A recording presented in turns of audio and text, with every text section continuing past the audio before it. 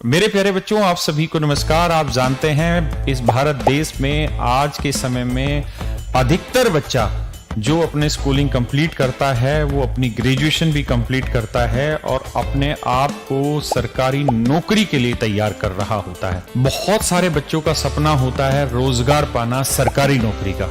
तो मेरे प्यारे बच्चों, सरकारी नौकरी बहुत जल्दी से पाने का क्या तरीका हो सकता है? मेरे बच्चे, आप जानते हैं एसएससी हो, रेलवे हो, बैंकिंग हो, यूपीएससी हो, बहुत सारे ऐसे डिपार्टमेंट हैं जहां पर ये सारे बोर्ड एग्जाम कंडक्ट कराते हैं।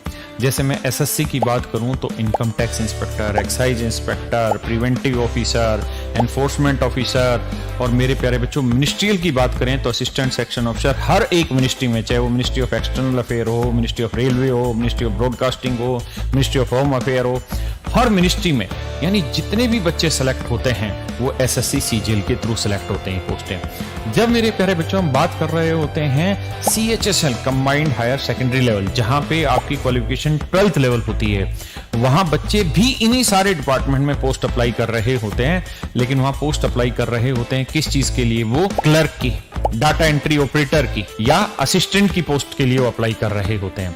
एक मेरे प्यारे बच्चों एसएससी के थ्रू सीपीओ की वैकेंसी आती है। सीपीओ में जितनी भी पुलिस फोर्सेज होती हैं, आर्म पुलिस फोर्सेज होती हैं, चाहे सीआईएसएफ हो, सीआरपीएफ हो, दिल्ली पुलिस हो, बीएसएफ हो, ये सारी की सारी वैकेंसी एसएससी ही फिल करता है। यानी एसएससी बोर्ड के थ्रू ये बहुत सारी वैकेंसियां होती हैं। मेरे प्यारे बच्चों, इसके बाद अगर हम आ जाए रेलवे में, तो रेलवे बोर्ड, रेलवे में जितनी भी स्टाफ की अपॉइंटमेंट होती है वो रेलवे बोर्ड के थ्रू होती है।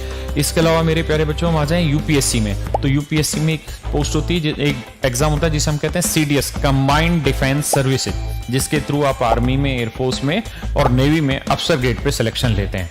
वहीं बैंकिंग की बात करें हम, यूपीएससी के थ्रू एफकेट की बात करें या असिस्टेंट कमांडेंट की बात करें, ये जितने भी एग्जाम हैं, या किसी स्टेट बोर्ड की बात करें, यूपी पुलिस की बात करें, यूपी ट्रिपल एसएससी की बात करें, तो मेरे प्यारे बच्चों इन जितने भी एग्जाम हो रहे हैं, इन सारे एग्जामों में मैथ जो भी पूछा जाता है वो अलग नहीं होता। एग्जाम जरूर अलग अलग है, सिलेक्शन क्राइटेरिया जरूर अलग अलग है, सिलेक्शन पोस्टें जरूर अलग अलग हैं, सैलरी सबकी अलग अलग है, वर्क स्ट्रक्चर अलग अलग है, लेकिन मैथ एक जैसा ही है। यानी हर एग्जाम में एक जैसा ही चीजें पूछी जाती हैं।